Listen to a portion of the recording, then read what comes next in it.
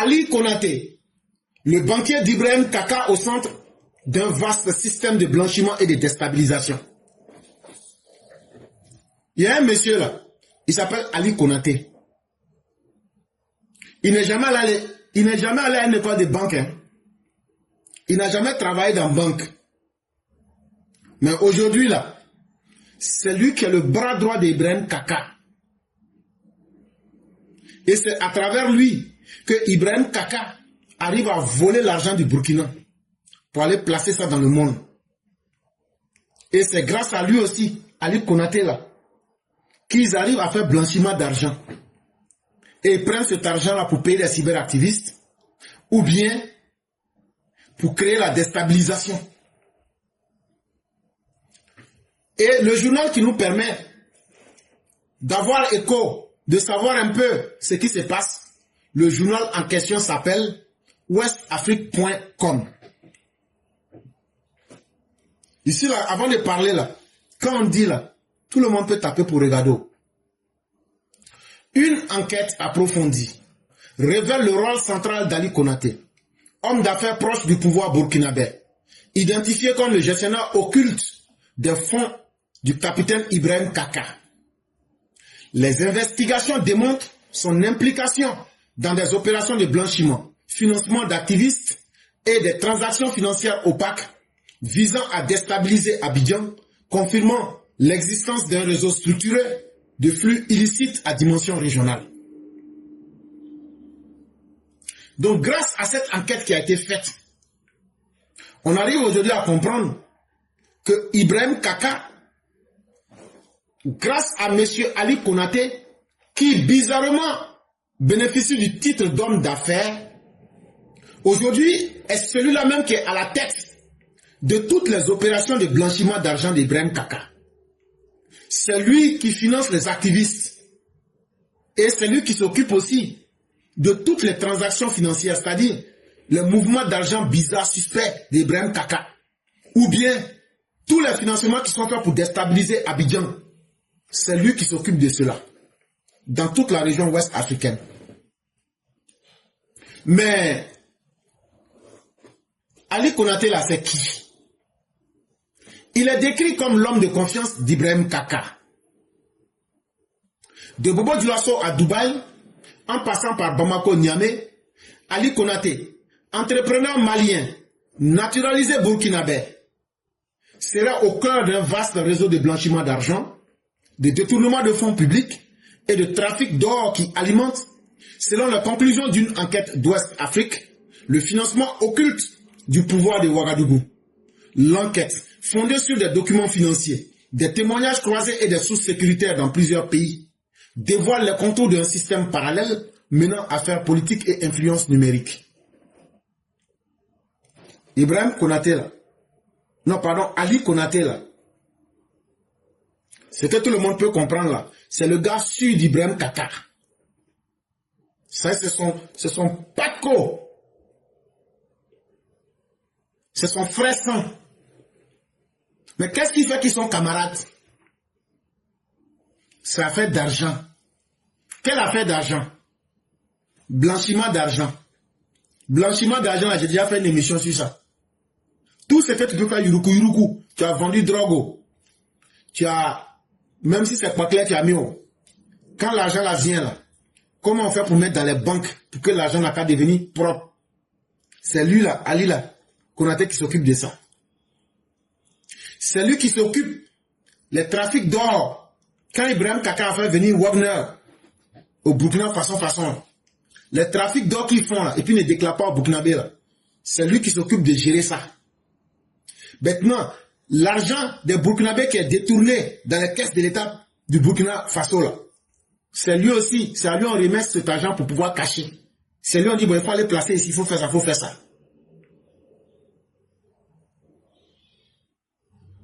Mais comment on a fait pour savoir ça?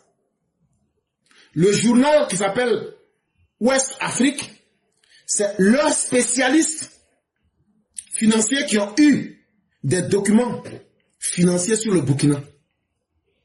Et les services de renseignement de plusieurs pays en Afrique de l'Ouest, ils ont aussi eu ces renseignements-là avec eux. Et c'est ce qui leur a permis de comprendre cette nouvelle stratégie d'Ibrahim Kaka. Ali Konaté, là, ce n'est pas un homme politique.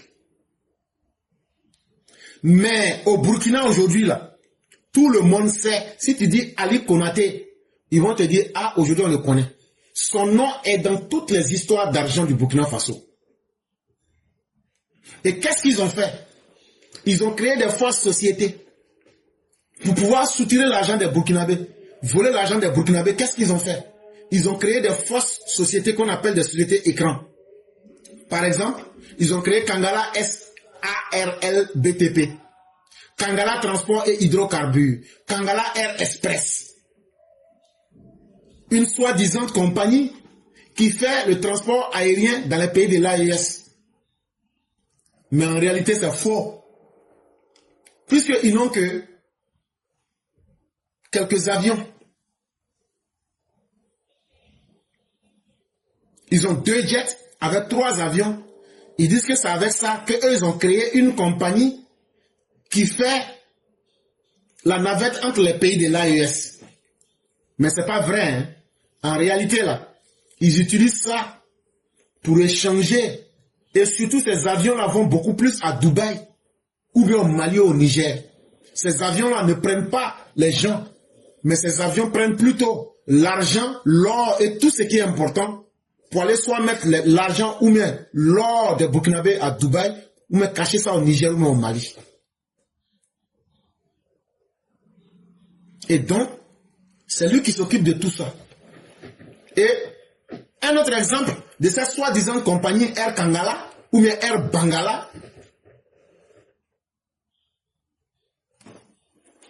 c'est eux, chaque semaine là, vous les Burkinabés là, écoutez-moi très bien, chaque semaine, le montant de 2 milliards 500 millions de francs CFA est sorti des banques du Burkina Faso.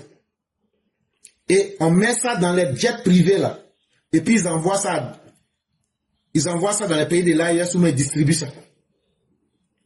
Mais ils ont un autre système qu'ils font.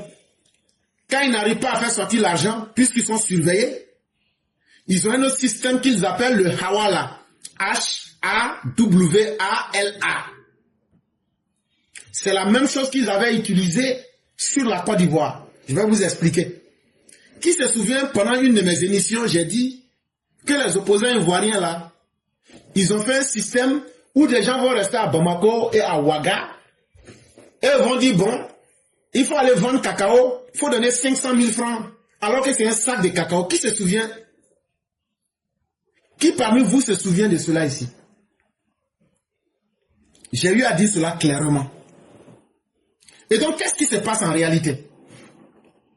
Supposons par exemple, pour brouiller les pistes, Ibrahim Kaka veut déstabiliser la Côte d'Ivoire. Pour ne pas qu'on sache que la source de financement vient du Burkina, il utilise Kangala Air Express, ils mettent de l'argent à la place des passagers, ils s'en vont à Bamako puisqu'ils sont d'accord avec le régime de Bamako. Quand l'argent frais est déposé, les partisans d'Assimi, en complicité avec ceux qui doivent aider, on leur fait le financement. Et qu'est-ce qu'ils disent? Maintenant, ils vont appeler des riches commerçants qui peuvent être des Libanais ou même des Maliens à Abidjan. Ils leur disent, bon, est-ce que tu as un compte ici à Bamako?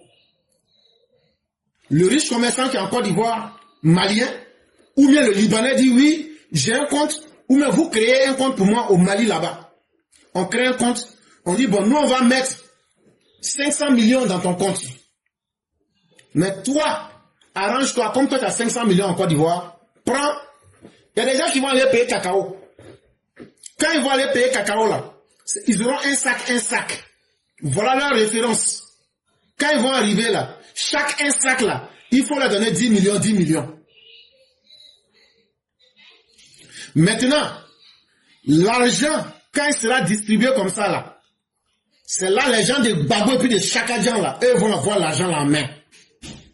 C'est comme ça que Chakadjan a envoyé Monsieur Sylvestre, vous vous souvenez, je vous avais expliqué.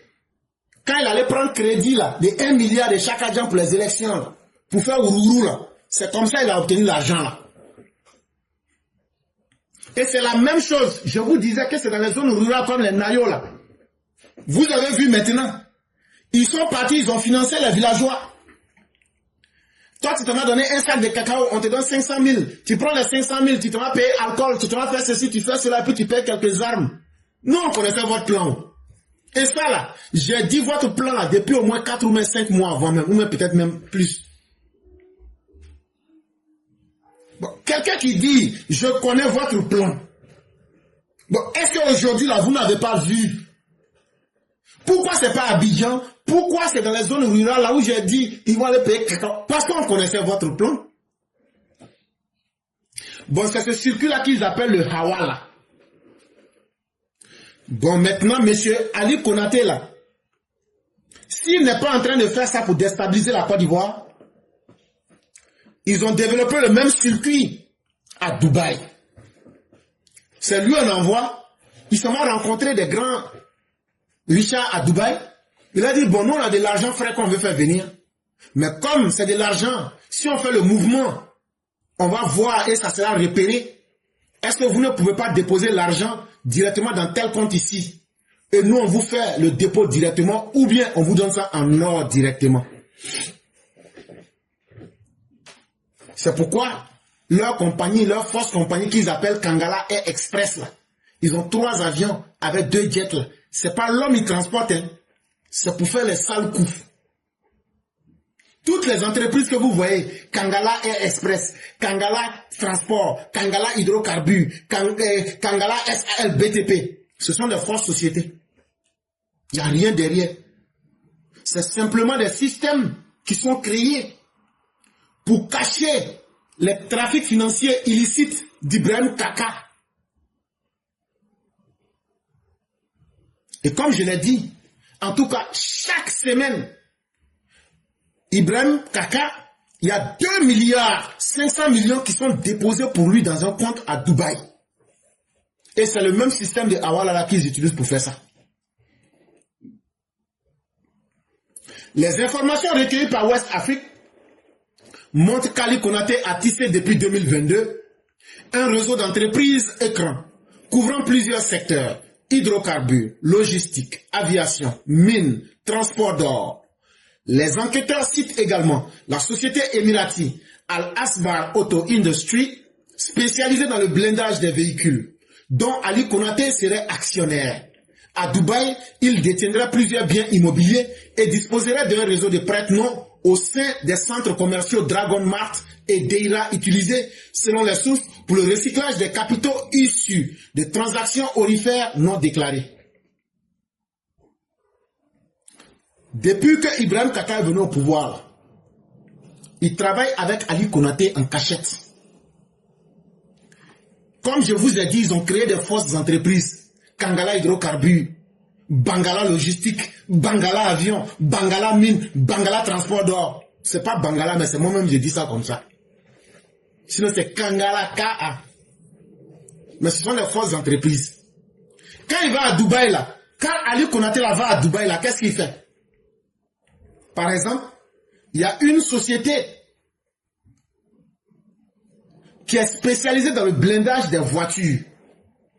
Il s'en va là-bas, il dit, bon, moi je vais être actionnaire dans votre société. Les gens lui disent, quand toi tu te regardes là, toi tu peux être actionnaire dans notre truc. Il dit, et vous aussi. En fait là, nous on cherche à cacher notre jeton en fait. Écrivez seulement que je suis actionnaire. Les 2 milliards 500 millions là, vous prenez 500 millions chaque semaine, vous nous aidez à blanchir les 200 millions, les 2 milliards, on met ça en truc. Donc, pourquoi vous parlez beaucoup comme ça même? Ah, quand c'est l'argent, l'homme cherche. Donc, eux aussi disent, il n'y a pas de problème. Et chaque semaine, on va avoir 500 millions cadeaux. Il n'y a pas de problème, tu es actionnaire. Donc, sous prétexte qu'il est actionnaire dans une société qui est aux Émirats Arabes, la société là s'appelle Al-Asbar Auto Industry, soit disant qu'il est actionnaire là-bas, ils font partie de l'argent là-bas chaque semaine. Et à Dubaï, le même Ali Konaté, sous prétexte qu'il a des biens immobiliers à Dubaï, mais ils ont mis ça sous des prête-noms. Ils ont tout un réseau là-bas. Et ils profitent aussi pour être actionnaires dans des centres commerciaux, comme des grands marchés, des supermarchés. Et à Dubaï, là, il y a un supermarché qu'on appelle Dragon Mart. Et puis il y a un autre supermarché qu'on appelle Deira. Ils sont là-bas en tant qu'actionnaires et ils font chaque fois partie. Et donc ils communiquent avec ces gens-là. Ils vous disent, bon, aujourd'hui, on va expédier cette semaine-là 2 milliards 500 millions. Vous prenez 500 millions, ça c'est pour vous. Les 2 milliards là, vous mettez ça dans nos comptes. Voilà comment ils sont en train de puiser le Burkina Faso. Utilisé selon les sources pour le recyclage des capitaux issus des transactions aurifères non déclarées. Maintenant, ils ont aussi une autre stratégie. L'or qui est enlevé au Burkina là, pour ne pas déclarer ça au Burkinabé, ils font disparaître l'or là directement dans le marché noir. Et ce marché noir là, ce sont les stratégies qu'ils utilisent là que je suis en train de t'expliquer actuellement. Ces flux financiers s'accompagnent d'une forte activité d'orpaillage illégal dans l'ouest du Burkina. L'enquête mentionne des opérations de revente d'or brut aux Émirats Arabes Unis sans traçabilité douanière complète. Selon nos informations, les gains de ce commerce informel servent à financer des opérations politiques, sécuritaires et médiatiques au profit du régime de Ouagadougou. Et donc, si vous partez à l'ouest du Burkina Faso, tous ceux qui sont les orpailleurs clandestins à l'ouest du Burkina Faso, ils travaillent pour Ibrahim Kaka. Mais Ibrahim Kaka lui-même ne se met pas devant. Hein. C'est Ali Konaté là. C'est lui qui est l'intermédiaire. C'est lui qui est l'interface. C'est à lui que tous les orpailleurs clandestins de l'ouest du Burkina là. Et ils ont étendu le réseau. Tout ce que vous voyez dans la région de choses là, de Bunkani et autres là, et puis dans les régions de Bouna et autres là, c'est le prolongement de leur truc. C'est pourquoi chaque fois que je parle des affaires clandestines, je m'énerve là. C'est à cause de ça. Quand je vous dis là, c'est vous qui pouvez. C'est parce que nous on sait tout ça là. Maintenant, ils travaillent avec les réseaux de Sorogium. Dans ça là, ils travaillent avec les réseaux de Sorogium. Maintenant là, l'homme de main de Sorogium là, lui il a affairé. Ceux qui voient de quoi je parle comprendront de quoi je parle. On n'est même pas obligé de donner des noms. Donc c'est un réseau qui est bien structuré. Ali Konaté là, leur réseau là, les démembrements là, les Burkinabés que vous voyez qui viennent en Côte d'Ivoire pour faire orpaillage clandestin là, c'est à lui qui rend compte, c'est à lui qui revend ses ors là. Mais pour s'installer, ils sont leurs hommes, celui qui les représente là, c'est un gars de Sorogium. Il était aux élections. Vous voyez que j'ai déjà donné tous les détails. Hein? Ah, lui là, c'est lui qui est leur homme. Et puis c'est lui qui gouverne cette zone là. Et qu'est-ce qu'ils font avec cet argent?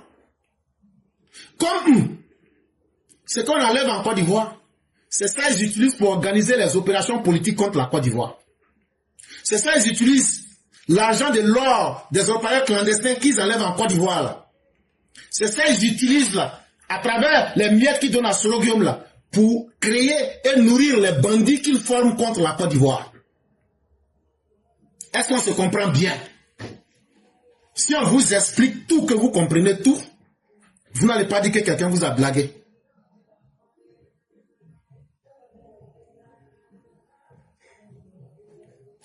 Un autre pan de l'enquête concerne le financement d'activistes et de plateformes numériques chargées de défendre le régime du Sahel et d'attaquer les gouvernements considérés comme hostiles à l'alliance des ânes enragés du Sahel. Et donc, des transferts de fonds sont faits vers des influenceurs qui sont basés au Mali, au Burkina Faso et au Niger. Est-ce que vous n'avez pas vu tout dernièrement? Il y a des gens qui se promenaient pour dire, ah, on dit il y a travail au Burkina maintenant. On dit actuellement, là, si tu vas au Burkina, là, qu'on paye bien au Burkina. Ce n'est pas parce qu'on payait bien. Hein. C'est parce que quand ils vont là-bas, il n'y a pas d'autre boulot. C'est pour entrer dans une stratégie de déstabilisation de la Côte d'Ivoire. Il y a deux pays qui sont en train de viser. Ce n'est même pas le Ghana, c'est la Côte d'Ivoire et le Bénin. C'est les deux pays-là qu'ils visent réellement. Et dans le cas des Ivoiriens, et donc vous avez vu toute une vague d'Ivoiriens, que ce soit les Bensouk, que ce soit tous ceux qui sont installés au Burkina Faso, c'est le même Ali Konaté là. Il est l'homme qui les finance sous les décisions d'Ibrahim Kaka. Maintenant, comme je l'ai dit là, l'argent là, ça ne quitte pas dans leur poche, ça ne quitte pas dans leur pays. C'est les orpailleurs clandestins que vous voyez qui rentrent en Côte d'Ivoire là. On prend l'argent des Ivoiriens, on pille au sol et puis on prend l'argent des Ivoiriens pour tuer les Ivoiriens. Avec la bénédiction de Sorogium et de tous les sbires de l'opposition, y compris Laurent Gbagbo et Chakadjan. Et c'est au nom de cette réalité-là que beaucoup des transferts de fonds leur sont faits. Qu'ils soient au Mali, au Burkina ou au Niger. Et on leur demande de faire 3 vidéos par semaine. C'est pas comme Éclaireur qui fait 2500 vidéos et chaque semaine alors qu'il n'est pas payé. Et puis il doit aller chercher à travailler encore. Donc, ces vidéomans-là, c'est clair, vous devez faire 3 vidéos. Et on leur donne des feuilles de route. Soit vous faites des campagnes anti-CEDEAO pour déstabiliser médiatiquement les pays de la CEDEAO, ou bien vous faites des campagnes anti-françaises. Et Ali Konaté, c'est lui qui s'occupe de vérifier si les gars font leur travail. S'ils ne font pas, ils ne sont pas payés. Ou bien, s'ils font, ils sont payés. C'est le même Ali Konaté là qui s'occupe de ça. Bon, si tu as bien compris ça encore, je vais ajouter un peu encore. Tu te souviens une fois ici, je t'ai dit que je suis bien au courant comment ils ont fait pour recruter Johnny Pacheco. Pour recruter Johnny Pacheco là, Ali Konaté là, c'est lui qui a été l'élément central. C'est lui qui a fait les virements à Johnny Pacheco. Et Johnny Pacheco, le deal qu'ils avaient fait, il était payé à 13 500 000 francs CFA par mois. Je ne sais plus si ça continue, mais si ça ne continue pas, ça je ne sais pas. Mais c'est le deal qu'ils avaient fait. Si on vous explique tout ça là, simple et clair, que tu n'as pas compris, ça ce n'est plus moi mon problème. Donc, quand vous voyez les gens, ils sont chauds là, c'est parce qu'ils gagnaient de l'argent. Les enquêtes soulignent que ces réseaux numériques, souvent pilotés depuis Dubaï ou Bamako, bénéficient des ressources en provenance directe des sociétés liées à Ali Konaté. Ce qui fait de lui le banquier, entre guillemets, invisible du narratif pro-AES. Et donc, leur source de désinformation là, ce n'est pas simplement au Burkina ou au Mali. Il y en a aussi à Dubaï. Mais la grande partie se trouve à Bamako. C'est pourquoi quand je vois des gens dire, ah, les gens du Mali là, ils se sont calmés. Quand quelqu'un veut te faire du mal là, la personne ne fait pas publicité. Est-ce que les djihadistes, ce qu'ils sont en train de faire, est-ce qu'ils ont fait publicité? Amusez-vous. Mais ce qu'eux ils ont envie de faire là, eux ne vont pas reculer. Certains de ces comptes ont été associés à des campagnes de désinformation ou de manipulation d'opinion en ligne. Enfin, l'enquête affirme qu'Ali Konaté aurait joué un rôle actif dans plusieurs opérations de déstabilisation avortées en direction de la Côte d'Ivoire. Cette Côte d'Ivoire considérée par Ouagadougou comme un rival diplomatique. Les réseaux d'influence de M. Ali Konaté, mêlant Dozo, VDP et activistes, seraient régulièrement utilisés pour des opérations de propagande ou d'intimidation politique. Donc, si on vous explique tout ça, que vous avez bien compris, et c'est lui qui se charge de graisser la patte des Dozo burkinabés, des VDP et des activistes, Chaque fois qu'ils ont envie de mener des opérations contre la Côte d'Ivoire, c'est ce monsieur Ali Konaté là qui est la boîte noire. Mais c'est quand Ibrahim Kaka a connu monsieur Ali Konaté. Ça aussi c'est important. Ils se connaissaient bien avant le coup d'état d'Ibrahim Kaka. Ils se connaissaient. Puisque bien avant le coup d'état, dans les années 2000, déjà, ils se rencontraient. Mais c'est la maman d'Ibrahim Kaka là. C'est grâce à elle. Elle a dit à monsieur Ali Konaté, depuis Ibrahim Kaka n'est rien là, qu'il faut prendre mon fils là, tu vas lui donner des conseils. Entre guillemets. Vous savez ce que ça veut dire en Afrique? Depuis cette époque-là, Ali Konaté là, lui il était homme d'affaires. Mais c'est quand le coup d'état va se faire et que Ibrahim Kaka prend le pouvoir que maintenant Ali Konaté devient un homme d'affaires, pour ne pas dire un homme d'enfer, puisque c'est lui qui s'occupe maintenant des affaires spéciales du chef de la transition des Bouki. Officiellement, il est conseiller informel, il est intermédiaire mystique dans certaines décisions. On l'a même vu faire à la télévision du Burkina des dons de motos, des dons d'équipements militaires, financer des unités de Dozo, ou bien même faire des dons à des unités de l'armée burkinabé.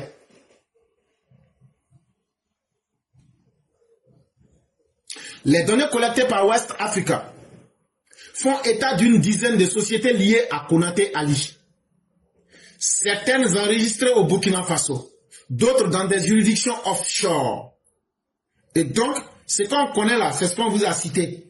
Mais les compagnies qu'ils ont créées dans les États offshore, ça veut dire des États qui échappent à tout contrôle juridique et fiscal, ça, je ne peux pas le dire parce que je ne connais pas.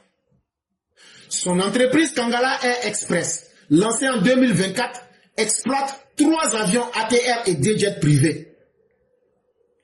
Officiellement, il dessert la capitale de l'AES.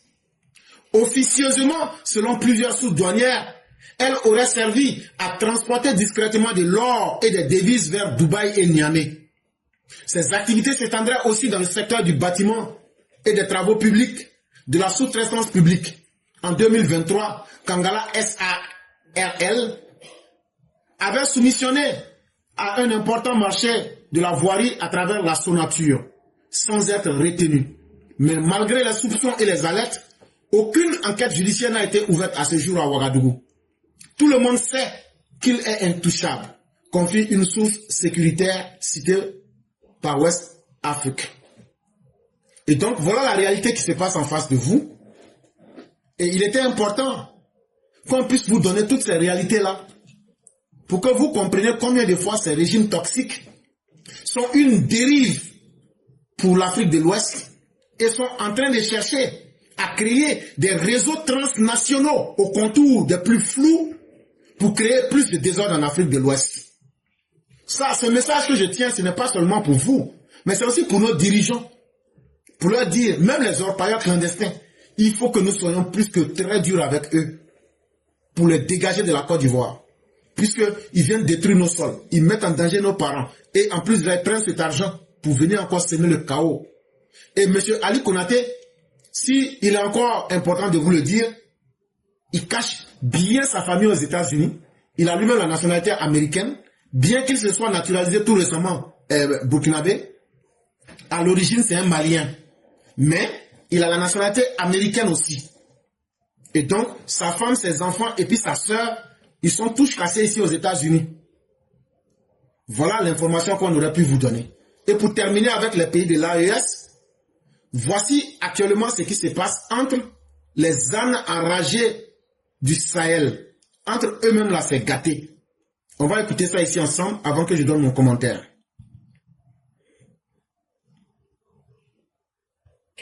Ibrahim Traoré ne veut plus sentir son homologue boutiste malien, Assimi Goïta, pourtant son devancier dans la servitude à l'impérialisme russe. C'est ce que croit savoir Nicolas Piotr Melnikov, spécialiste des relations russo-africaines. Dans un post sur X repris par Sahel Alert, il affirme sans embâche le divorce entre Ibrahim Traoré et Goïta est désormais officiel. Selon plusieurs sources crédibles poursuit le Russe, la junte burkinabé a rompu tout contact avec le putschiste malien qu'elle accuse d'avoir engagé des discussions secrètes avec des djihadistes. De toute évidence, le malheureux Goïta en phase terminale de déchéance programmée n'a pas le choix. Les djihadistes du Jélim se préparent à lui porter le coup de grâce en s'emparant de Bamako. Lui-même Ibrahim Traoré, sous-préfet en chef de la Russe-Afrique, mène régulièrement des négociations discrètes avec les djihadistes. L'un comme l'autre sont dans le pétrin. Sauf que le Burkinabé, à la différence du Malien, montre un zèle excessif à vouloir prouver à leur maître blanc, Vladimir Poutine, qu'il est le plus dévoué à la cause du néocolonialisme russe en Afrique. Bon, Ibrahim Kaka que vous voyez là, il est tellement bête. C'est lui qui dit que lui n'aime pas que les chefs d'État africains demandent des dons aux Blancs. Mais lui, il est fier de ne pas aller prendre des dons en argent, hein, mais d'aller prendre du blé. Mais il ne trouve pas que ça c'est plus ridicule que de demander l'argent. Maintenant, c'est le même comportement qu'il a eu avec Assimi. Il dit, pourquoi Assimi négocie avec le groupe de terroristes là, alors que lui-même Ibrahim Kaka fait la même chose. C'est ça qui a été, en tout cas, la source de leur palabre. Mais de toutes les façons, on attend de voir ce que demain nous réserve, et nous les regardons, et nous leur souhaitons beaucoup de malheur. Et nous souhaitons que tout le pire puisse leur arriver, pour que le Mali et le Burkina puissent sortir de cette léthargie, pour se retrouver parmi les pays les plus sérieux au monde.